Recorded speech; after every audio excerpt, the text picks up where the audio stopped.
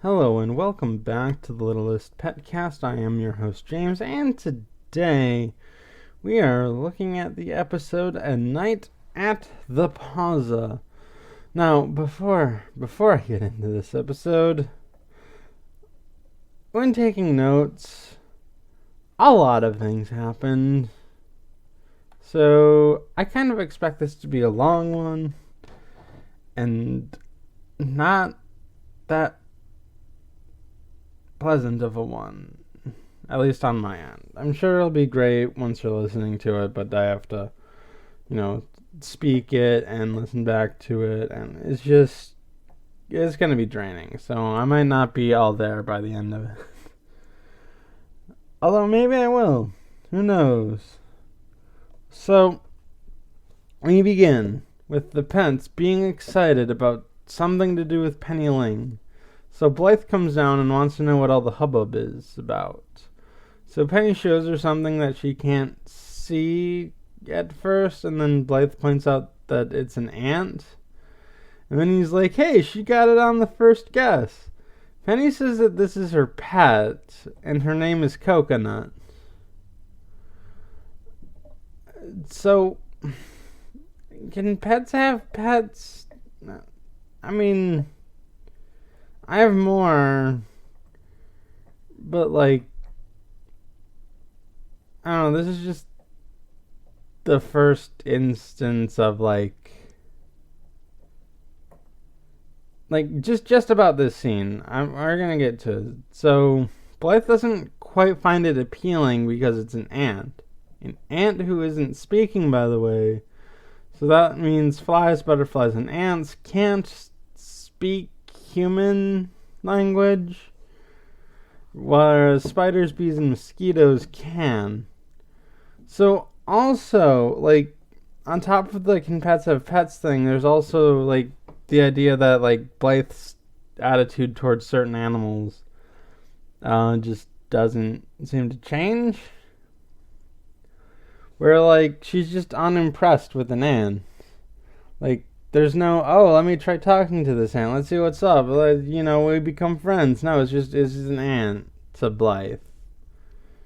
And, I guess Blythe still eating meat kind of also leads into this. Where, Blythe still sees, animals as animals. Which is interesting, if true. But, I mean, it's really weird. Because, they don't hard confirm it. The lack of hard confirmation on some of these things is what really bothers me. Soft confirmations are fine, but, hard confirmations need to happen sometimes, too. And I guess also, since some humans can be jerks, some animals can be jerks as well. So, there's that, I guess. I don't know, Blythe didn't even try talking to the ant, though. You can, I guess. You understood that butterfly, kind of. You didn't know its intentions. See, this whole episode is going to be filled with stuff like that.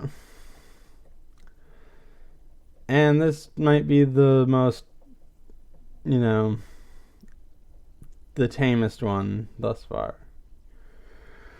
So, Blythe also points out that with one ant comes many ants, and Sunil sees all of the ants and screams. Blythe tells Mrs. Twombly they have ants, and okay. So, is this one of the reasons why Mrs. Twombly doesn't mind Blythe coming in through the dumbwaiter? So that, she doesn't have to, go into the... Well, her apartment might be connected to the Littlest Pet Shop, or... I don't know, but she doesn't have to come into the day camp if Blythe's gonna be there. And, Blythe, it's... That might be the least of my concerns after everything. So, anyway, later, Littlest Pet Shop is set to be closed for 3 days as they deal with the ant problem. Mrs. Twombly tells Blythe to relocate the regulars to the Littlest Pet Shuttle while she calls their owners. Penny asks if Coconut is going to be okay, and Blythe informs her that she'll be fine. Now, here's the catch. She actually will be fine because instead of an exterminator, they called Aunt Auntie's Ant Remover, which specializes in relocating ants to ant farms where they can be anti. And like this strikes me as like really, really odd. Because if you're gonna go out of your way to relocate ants, like maybe that service exists in the real world. I doubt it. But then that suggests that like you wouldn't want to kill animals in this world. And this is like a service that people call.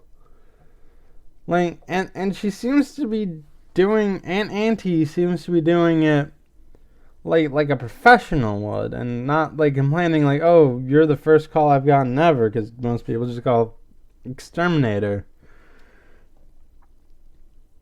So, like if you're this concerned about ants, then you're probably this concerned about other animals, but you still eat meat.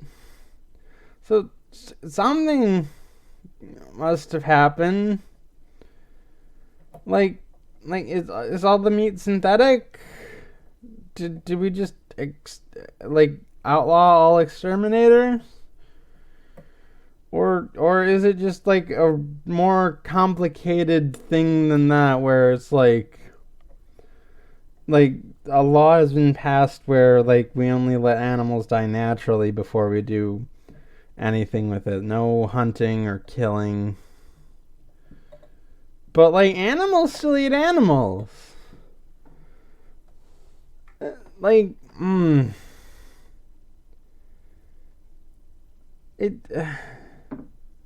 It's weird, man. It's one of those things. Well, it's not even one of those things where like you don't question it, because I did question it, because I mean, I questioned it even before like I put this episode under the microscope of, me doing an analytical style podcast of the show, where like I don't know, like this just seems weird. It seems like they want to take steps away from implying that animals get killed or something. It's this really fine line that they just like stumble over in each direction. But like for the purposes of this like episode, like this is relatively like self-contained and doesn't quite matter. Like this doesn't matter for the rest of the episode to function. Like whether or not they called an exterminator or an ant relocator, it doesn't matter for the rest of the episode. The point of the episode at this point is that they don't have access to the Littlest Pet Shop for 3 days, which it's connected to the entire building, including the apartments. So does that mean that Blythe and Roger and everyone else just don't have a building for 3 days? Cause like that's a thing.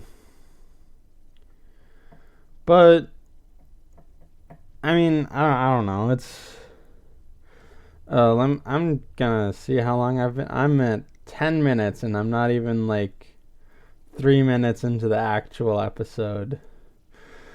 Holy cripes! Okay, let's keep it going. Keep it going. Keep it fresh. So Penny likes it, but Sunil finds it creepy. So later in the shuttle, Mrs. Twombly is driving around. She says that there's only one other local place that does pet daycare. Blythe says don't say largest ever pet shop, but that's exactly what Mrs. Twombly was thinking. And they agree that that is not an option. How is it a local place if it's halfway across town in a city of 2 million people and possibly Manhattan and the Bronx? Like, this episode is just like me complaining about like stuff so far. It's like I'm slowly approaching magic xylophone territory. This is why a map would be useful, or, non-contradictory information. Or, like, even just, like, I don't know, a confirmation of what downtown city actually is. Like if it's not the Manhattan and the Bronx, then, like, is it, like, its own city? Did New York not just fracture? There's 2 million people in it, though. Like, that's the thing I'm kept being hung up on. Because, like, it has 2 million people.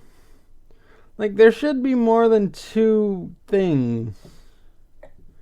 Like, yeah, I know in order to function, Large Stuffer Pet Shop has to be a direct competitor to Littlest Pet Shop. That is a fact. For the show to function, those two have to be at odds. And you can do that without, like, with clearer maps.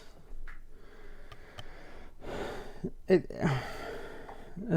is going to be a long one, I know it. Like, I don't want to be this upset. I don't want to, like, talk to you like this. I want to have fun. And, like, in a sense, this is sort of fun, but it's, like, it's not, like, fun. I don't know. It's not like the fun I'm having complaining about, like, the pets being dumb enough to steal the sweet truck again. Cause like that was like dumb, and it made no sense, but it was fun. This is just like, I don't know, like it feels like I'm looking too hard on this. Like, this is just like something that's a little below the surface. Especially since, like, it needs to function. But, like, this seemed, like, just... I just want something. I don't know, like... Is it possible to have it? Well, I mean, now it's not, because the show's over. But, like... Did they ever plan it? Like, some things don't need a map. Like, this, I don't know, this could maybe use a map. Mainly, like, due to the fact that, like, I don't know. It seems like there's more going on than we know.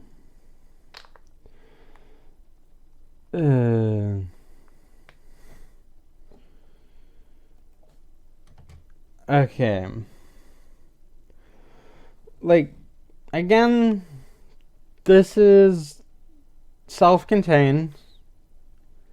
Like, whether or not Largest Ever Pet Shop is fairly local to the Littlest Pet Shop, like, it's a city of 2 million. There has to be more than 2 pet shops. Especially because, like, Littlest Pet Shop only has 7 regulars and the occasional day camper. And, as luck would have it, Mrs. T remembers that she has a friend named Sophie who runs something called a Pawza-Hotel, which, like, Mrs. Trombley's like, at least she did. I don't know. It's been a while. And also, as I was taking notes, I just made the Hotel for Dogs connection in my head. And then after reading the synopsis, I don't know why I discounted that movie. It seems like a pretty good movie, actually, from what I've read. And B, from the synopsis, it's only semi-related to how the episode goes. Like, it's...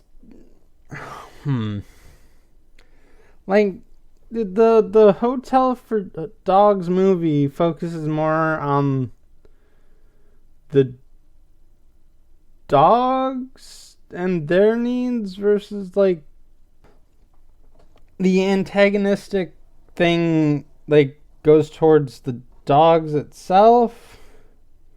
Whereas in this episode, the antagonism is towards the hotel itself. Like, it's somewhat there, but I don't know if it's enough to say that there's a direct influence, but maybe it is, considering how loose that they do with a later episode, an episode later this season even. So maybe. So Mrs. Trombley tells Blythe to look it up online using the website, but Mrs. Trombley says, like, old people words for website, and Blythe finds it, and Blythe notes that it is a luxury hotel with a lot of amenities. Zoe calls it her kind of place. So, okay. Zoe is rich enough to go to fancy places, I think, but chooses her friends at the Littlest Pet Shop because they're friends. And I know I said that her owners, like, do it to make Fisher mad because they probably run in the same circles and, like, know how much of a jerk Fisher is. But, like, they could have taken her to any place. Unless they couldn't, and this is an endless cycle of stuff that doesn't quite matter or make sense. Although I would just like to see a story in which Zoe gets taken out of Largest Ever Pet Shop and is taken to the Littlest Pet Shop first, where she bonds with everyone, but, like, her owners don't see it as quite up to snuff, so they try, like, a few other fancier places. But Zoe doesn't like it because, like her friends are at Littlest Pet Shop. So in the end they go there. It's just that I just wanted to see that. So, okay, they go to the address and see the place isn't as nice as it looks. Mrs. Trombley accuses the interwebs of being wrong instead of, people just lying on the internet. You really think someone would do that? Just go on the internet and tell lies? So they enter and they call out for someone that isn't them, and they answer from the back, and someone else answers from the back. And Mrs. Trombley, Blythe, and the pets go there. And Mrs. T and Sophie see each other, and they, greet each other. So, this isn't important to the story either, and this is, more of a pick-me-up for me. But Sophie is black, and this can somewhat play into my headcanon that Mrs. T fought for civil rights and isn't allowed in the South, or wasn't allowed in the South. I don't know how that's going now. And I just wanted to point that out for me, because that like whatever. Sophie's black. That's good. Like she's a successful business owner. That's good. I just like Mrs. Twombly doesn't need a reason to have a black friend. But I just like the idea that, like, you know, like, since she doesn't know what Junebug in July means, that's a Southern phrase, that she wasn't allowed there because she fought for civil rights. It's this whole thing that just, like, I don't know. I like it. So, Mrs. Twombly introduces Sophie to Blythe and the pets and says that this place isn't like the website. Sophie knows and is kind of upset because people have been calling based on the website. And they say that this place isn't ready and that they're trying to get it ready, but she and the person who made the website can't quite get it up to snuff in time. And fun fact, that person is Madison. And she says hi to Mrs. Twombly and Blythe. And Blythe compliments her work on the website. So this is a nice small detail as well, where, like, Sophie doesn't say, wait, you know each other? Because she would know that from Madison's resume, where it says Littlest Pet Shop, part of the summer. I don't know how much of the summer. Timelines. This is another thing we need, but, like, you know, it's not gonna rain on my parade for, you know, feeling good about this episode at this moment. So Mrs. Twombly offers to help without telling Sophie about what happened at the Littlest Pet Shop. And Sophie says no at first, but they insist and they go ahead. Sophie asks if they're good at a lot of renovation type skills, and Blythe says no, but she knows someone who is and calls her dad. Because of course, despite Mrs. Twombly's best efforts to keep her dad out, you know, when he was actually out of a job for a little bit. Man, that episode was weird. So, Blythe is cleaning and makes jokes about how there's so much dust that, like, they're dust buffaloes and they need a pen. Madison doesn't quite get it and goes to get a dustpan, and the pets are unamused by the joke.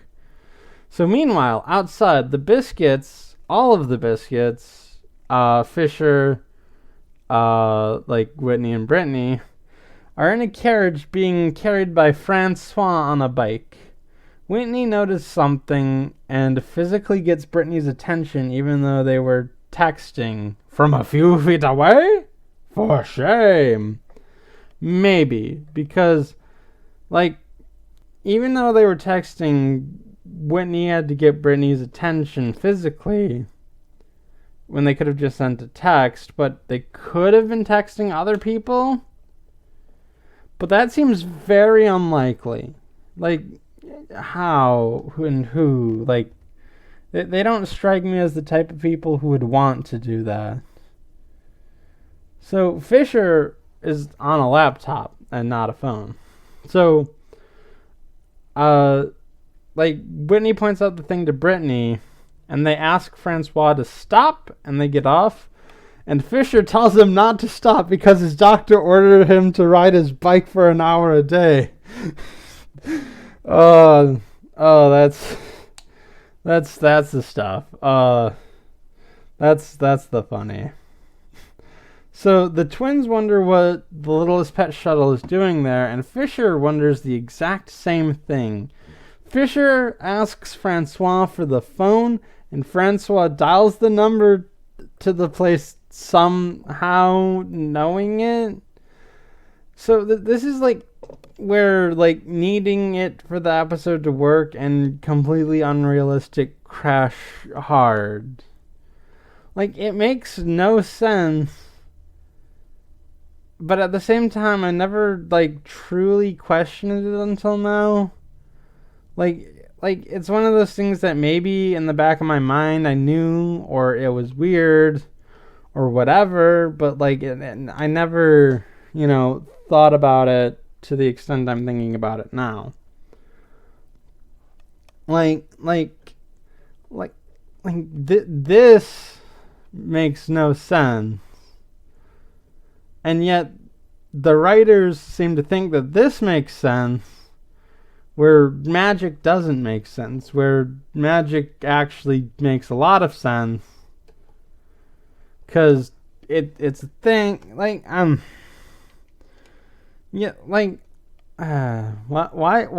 like, with the amount I'm complaining about this episode and how things don't make sense, like, why did they not choose this episode to, like, be the it's all a dream thing? Okay, that might be a bit too far, because I know why. But at the same time, a lot of, like, contrivances from here on out are needed for the episode to work, despite the fact that they are completely unrealistic.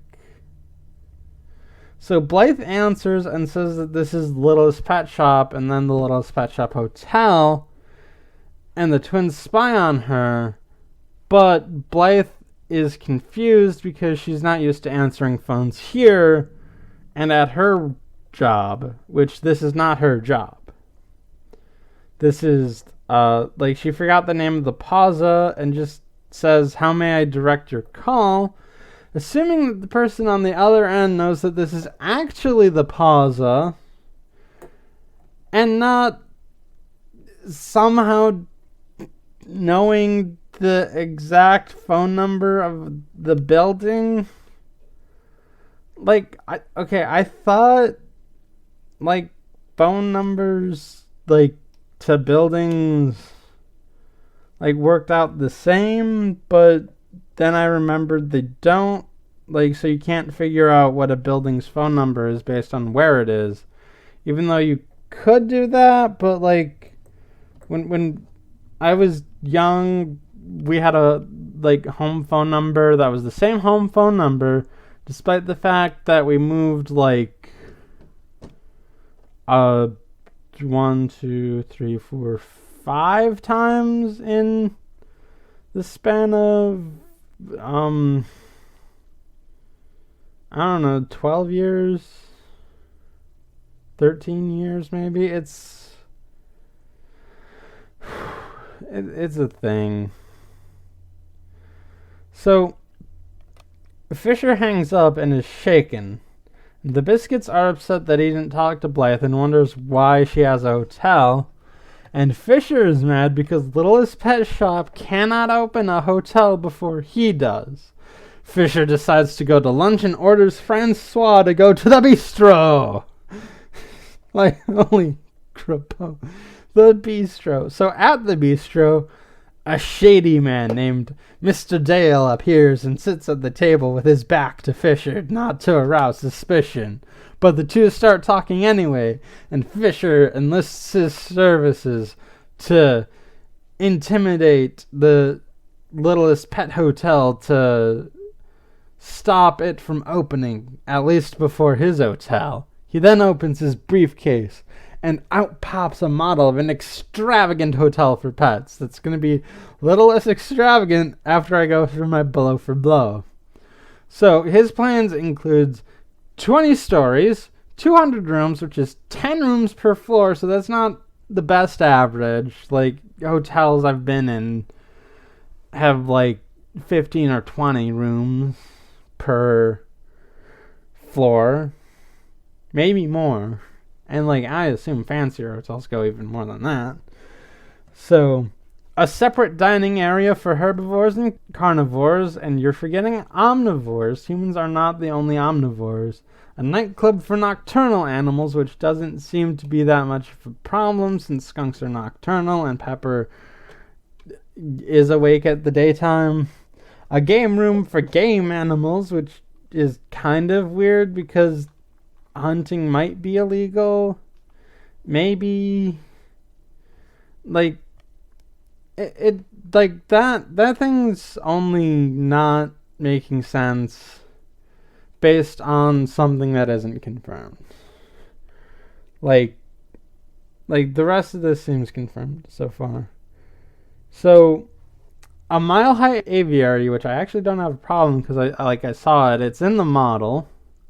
It's like a little bubble, so you're not gonna have anyone flying off, but you might have some problem with birds flying into the glass. So there's that. I guess it didn't escape a blow. A mile-deep burrow for rabbits, which might ruin the foundation of your building. And a poker room just for dogs. Hard to believe that one is the one I don't have a problem with. So the biscuits, like, just glaze over until they hear the thing about dogs, and they will wonder, like, dogs play poker? Whatever. So the man says that it's a lovely dream. And I guess that's why he's the muscle, because he doesn't see kind of the flaws in all of this. So, but Dale, or Mr. Dale, it's really hard, because, like, is his last name Dale, or is it his first name? Like, it seems like that's his last name, but I've never heard of Dale as a last name. But, whatever. So, anyway, he's the muscle, and he ensures that he will shut down the Littlest Pet Hotel. So, the twins want their own hotel, and Fisher promises it to them and says that a biscuit gets what a biscuit wants. So, before the main attraction, there is a main attraction to this scene. And before that, I just want to point out that Fisher does have some flashes of being nice in previous and later episodes. And, like, there's the whole thing in Winter Wonder Wah where, like, he says that, like, I only got, like, 1 or 2 presents for the holidays. And, like, you know, maybe you can get some if you actually do charity.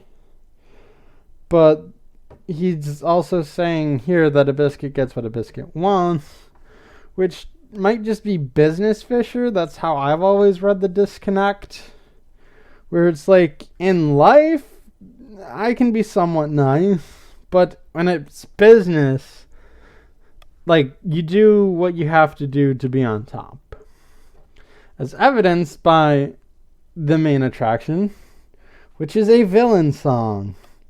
It is a villain song about capitalism. Straight up. He sings about business and how he will do whatever it takes to turn a profit, including replacing, like, lazy workers and naysayers with robots who are willing to do his every command. And at first, the twins don't seem to get it, because Fisher is talking in serious business terms. And they ask, can't he talk teen in order for them to understand it? But they get the hang of it. And, you know, they start to, you know, understand that, like, all of these words just mean, you know, getting what we want through business. And they actually goose step, like, quite literally goose step. And also Whitney raises her hand repeatedly, but it's to push a button, so they don't actually Hitler salute. But it still kind of looks like it, but it's not. We're not going there. I don't think the show wants us to go there either. But they are goose-stepping, which means, like, the show kind of wants to go there. It's the idea that they want them to be seen as evil, but not too evil. The show wants to show the Biskits as comically evil. Like, evil in a way you can still laugh at. Not that. Not Nazi evil. Because, like, yeah, so, okay, so also, like, a sign in the villain song for the perceived Littlest Pet Hotel also features Sophie, but they wouldn't know who she is unless Fisher does, because she's also a competitor. But, like, then this episode doesn't make sense anymore because, like, Fisher is only trying to prevent the opening of the Littlest Pet Hotel, not the Pawza, because he doesn't know that the Pawza is the Pawza. It's this thing defies logic at sometimes. Also, is the whole villain song being about capitalism a thinly veiled take that to Hasbro, who's also capitalistic? Like, they've kind of done it before with Topped with Buttercream, where, according to TV tropes, the episode was made to promote a specific toy line, but they turned that toy line on its head by making, like, the toy line be Lord of the Flies-esque. But, like, I mean, there's no such thing as bad publicity, so, like, you could have kids playing, you know, crazed sugar lunatics with their, toys. So, in a way, they still won, but it's not what they intended. So, I don't know, the song overall is a good and catchy villain song. And I guess that's just that. So at the Pawza, Blythe and company are still cleaning. And Russell dusts the stairs by going down them and wrapping a, like, towel or whatever around him and just rolling around. Penny dusts the wall and finds another bug and wonders how Coconut's doing. And wonders if, like, Coconut has, like, some family here. And Vinny is expecting a hole in the wall. Meanwhile, Pepper and Zoe are lazing about, saying that they're both allergic to work. But then Zoe smells something, and it's not Pepper. So, Mr. Dale comes in and talks to Blythe. He tells her that he's from City Inspection and says that this place will be shut down. Blythe tries to explain and get the owner, but he doesn't want to see the owner, which is surprisingly one of the least contrived things about this episode thus far. The other least contrived thing is coming up soon. And says that if this hotel isn't up to snuff by tomorrow, it's shutting down. Blythe goes to tell Mrs. T, Sophie, her dad, and Madison. Zoe says that she smells something familiar on that guy, and Pepper wants to get Blythe. Meanwhile, Blythe is explaining the situation to everyone, and Zoe barks, signifying that she wants to go out, but Blythe's like, not now. Roger comes in saying he's got the toilets to flush on the 3rd floor, and he also has a toilet seat around his neck. So he decides to do the electrical next, despite being in the range of toilet water, and rips out some wires. Blythe explains what happened, and Roger asks for help with the wires. Zoe keeps barking, and Blythe asks Madison to take them for a walk, while she stays here and helps her dad. Madison is worried about Pepper being a skunk. Okay, so this is also not that contrived, I guess. Because, like, Blythe is willing to help her dad. And Madison works with pets, so, like, she should be comfortable doing this, not knowing the urgency. So, like, you know, like it needs to happen, but at the same time, it's fine. So they go out, and Madison is wearing her breathing mask while Zoe sniffs down the scent of Mr. Dale, who I think may or may not have said his name. It's unsure, but they go about the rest of the episode saying that they said their name. So Zoe eventually gets to the point where she's dragging Madison, and they arrive at the bistro and see that Mr. Dale is indeed working for Fisher Biskit. And Zoe says that she knew that she smelled a biscuit. So the twins are discussing their hotel ideas. Whitney wants a hotel for cute animals only, so like no spiders, for example. And Brittany wants a hotel made out of waterfalls because it's never been done before.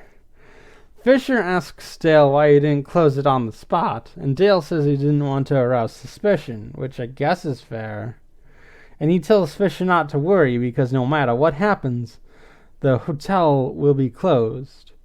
Zoe and Pepper are horrified, and the Biskits and Dale laugh evilly.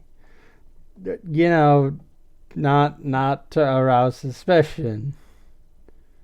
Evil laughing at a bistro in the middle of the day. So back at the Pawza, Blythe proposes to get the wires back in. They use Vinny, who can fit into the walls and, rewire the stuff from inside. And she tells Vinny what to do, and he does it. And Roger's impressed, saying that it's kind of like he knows what you're saying. And Blythe kind of dawdles around it. She goes in circles saying that, like, maybe Vinny's very smart. But don't pets kind of know what people are saying? It's weird. But Vinny's like, I knew it. So good for you, Vinny. Feel proud. So anyway, Zoe and Pepper and Madison come back, and Madison is exhausted from being dragged everywhere. Zoe gets Blythe, and Blythe, realizing that this is important, makes an excuse and steps out. She asks what's up, and Zoe and Pepper explain that Dale is a fake building inspector who was hired by Fisher Biskit to close down the Pawza. So this is like the other not contrived thing, because like Zoe is a dog, so she can smell this kind of stuff. And like they're going to investigate, and whatever. So also, Fisher, why not just bribe a real building inspector? The episode's about the evils of capitalism, so why not go the whole 9 yards and say, yo, rich people have enough money to buy a building inspector, an actual building inspector, to shut down a competitor? So, here's something I thought of, though. What if Dale, the hired goon, is a family friend and you don't want to put him out of business, Fisher? So the reason I thought that was because, like, I was once arguing with someone about Obamacare and universal health care and stuff, and they said that one of the reasons that they don't like it is because their family is friends with their insurers. They don't want to see them go out of business or, lose them as insurers. I swear this is real. Like, that's what I think to the best of my ability. This was a while ago, but like they were like, no, I like our insurers and I don't want them to go away. But under this thing, they're gonna have to go away. Blah, blah, blah, blah. Like, it's just like maybe it was doctors and doctors changing plans or whatever. It's this whole thing. Like, I swear it was insurers, though. I don't have the receipts. But it was something along those lines where, like, I'm friends with these business people, so this is bad. Which is lousy at best, because, like, I don't know, they could find some other work. Like, healthcare should be universal, but not like insurance on cars. Because, like, I don't have a car. I don't need car insurance because I don't have a car. But, like, people who have cars, they should get insurance. I guess it needs to be universal amongst car owners or vehicle owners, but I don't know. It's this whole thing that's it's complicated. That's right. The world is complicated. Not every problem can be solved by something, but when it's overwhelmingly proved that you can do something that benefits everyone, why not do it?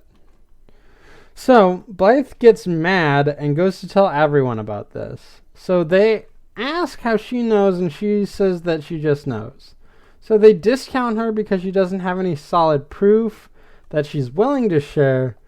And they say that guys with badges don't pretend and grown men don't dress up. But Blythe points out the time that Fisher dressed up as Francois and when Francois dressed up as a photographer. They say that those are good points, but they want to be safe. Blythe feels defeated, but then, using her purified biscuit, she volunteers to show Mr. Dale around and knows what to do. And Sophie accepts because they have a history. So Blythe goes over her plans for the fake inspector with the pets. So the next day, Mr. Dale gets there, and Blythe tells everyone to take their places. Blythe then talks to Mr. Dale, and Dale wants to get on with the inspection, and Blythe is, like, you know, putting up a facade, but, like, she knows what's up, subtly. And Dale asks to see the owner. So now he wants to see the owner. But why not before? I take it back. That part was still a little more contrived than I thought. That part was always a bit contrived, but it was less contrived when he didn't want to see the owner at all and just wanted to close it down. Blythe says that won't be necessary for the inspection, and you're still insistent on the inspection, right? And Dale says yes, and Blythe is like, you leave me no choice. So Blythe leads Mr. Dale to the tennis court, quote unquote, where Russell, Penny, and Sunil slip tennis balls down the stairs to make Dale fall on the stair. Also, Sunil is wearing a girl's tennis uniform. You do you, Sunil. Blythe says that we can stop as soon as you admit you're a fake. Dale says no, and Blythe continues. They go to the swimming pool, and Minka and Vinny load a loose board with water balloons, and it splashes Dale in the face. Blythe again says that we can stop as long as you tell the truth. Putting the pressure back on, like, doing Dale's job better than Dale. But Dale insists that he is a building inspector. So Blythe leads Dale to the ice rink, and Dale is nervous. Pepper and Zoe pelt him with snow under the guise of a very aggressive ice hockey game. Dale has had it and says that he's shutting this place down and starts to leave. But Blythe says that she knows the truth, that you're not a real building inspector, but he still says he is, and he's going to do it. And he opens a door, which he thinks is an exit. But Blythe warns him that isn't an exit, like, genuinely. So he opens it up, and a bunch of, supplies, some bowling pins, and a bowling ball falls on him. Blythe genuinely seems worried and says, I tried to tell you that was a supply closet. Pepper then applies more pressure and activates her bad scent right up against his nose. And Dale taps out. And Blythe asks, is there anything you want to say while recording a video on her phone? And Mr. Dale admits that he was working for his secret employer, Fisher Biskit, as a fake building inspector in order to shut this place down so that they can make room for his grand hotel. And he's like, who can blame him? It's a good idea. And when Blythe shows it to everyone, they were like, you were right. So, come on, Blythe, take this to the police. This is very illegal. This is very illegal and could get Fisher arrested. And then who's going to run largest ever pet shop? Francois, maybe? And that would make it better. Although, to be fair, she might be rightly worried that, like, Fisher has men on the inside, whether it be, like, police or lawyers or something. Unless, like, it goes too far, in which case, like, this doesn't seem to go too far because it failed. So, like, if you got this video and Fisher succeeded in, shutting this place down illegally, like it's that whole attempted to shut down a place illegally. You don't get a prize for attempted chemistry. It's kind of like that defense that they would use. And Blythe might be worried that that might be the case. Especially since, like, they can handle it herself. So they ask how she knew, and Blythe stammers while Mrs. T says, "You just knew," and Blythe agrees. So, quick. So this is the second time, to the best of my knowledge, that, like, it's implied that Mrs. Twombly knows and just isn't saying anything. And yeah, that's just a weird detail, maybe. I don't want to quite go over it yet. Not yet. So, the Pawza opens. It is unconfirmed if it was in the 3 days Littlest Pet Shop needed to reopen or not, but whatever, that doesn't matter for the sake of this episode. And with it open, Sophie thanks everyone for helping out, especially Madison. She points out that Madison's design for the website showed her what this place could be, and that they strived for it, and with all the help from everyone else, they got it to where it could be.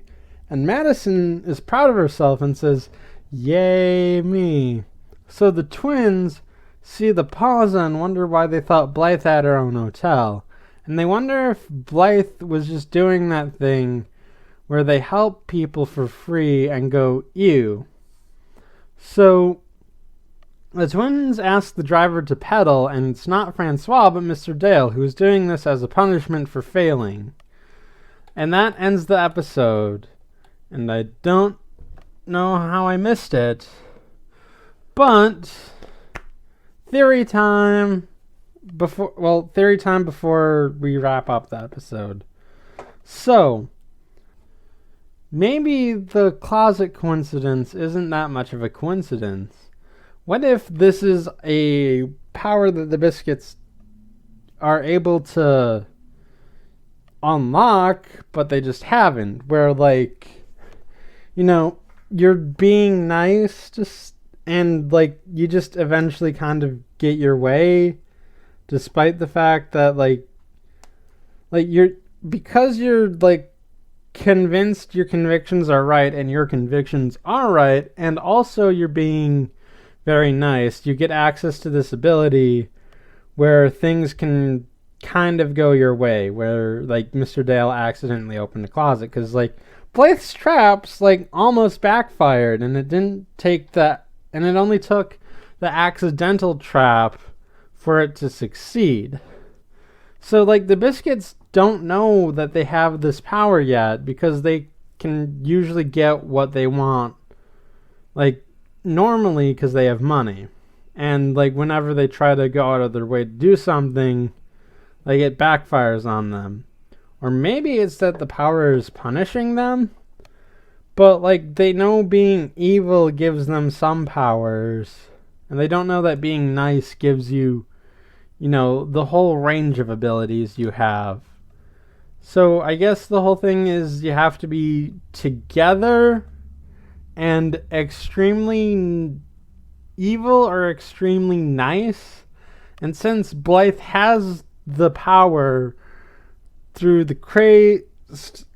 set of circumstances I set out in the podcast thus far, she's developing those powers further than the Biscuits could, because Blythe doesn't need to be like within range of someone else. And like while she's using evil to power it, like the whole like energy comes from like her being nice and being right and stopping illegal things from happening and, you know, doing something for somebody else. There's that thing. I wrote that in my notes earlier. I just kind of missed it because there's a lot of notes. And this one's kind of confusing because, like, she still has to draw her powers from, like, evil situations. But once she has, like, the power in her, like, she can manipulate the power through being good. That's what I was trying to say. It's really confusing, but it's still fun. And I guess that's how I would say this episode is. Really confusing, but still really fun. I like it, but it like falls apart under the slightest bit of scrutiny. It's like parts of the episode that like need to exist don't make sense. Like something has to happen here for that something else to happen, but to